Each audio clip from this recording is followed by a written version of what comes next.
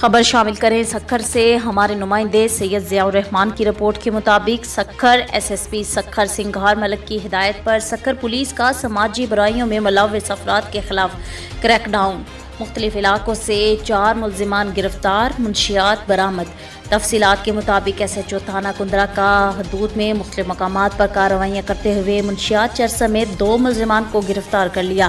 دوران snap checking کارروائی کرتے ہوئے ملزم ساجد ملاح کے قبضے سے 250 گرام چرس کے ساتھ مشکوک موٹر سائیکل برآمد کی گئی۔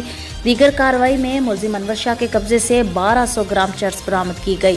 دوسری جانب ایس ایچ او تھانہ پنو عاقل نے حدود میں دوران اسنیپ چیکنگ کارروائی کرتے ہوئے منشیات فروش چرس سمیت گرفتار کر لیا۔ گرفتار ملزم طاہر علی ماکو کے قبضے سے 4000 گرام چرس برآمد کی گئی۔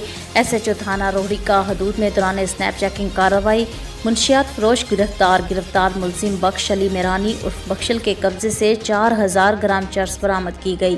ایس ایس پی سکھر سنگھار ملک صاحب کا پولیس ٹیم کے لیے شاباش اور کارروائیاں مزید تیز کرنے کے احکامات جاری کر دیے۔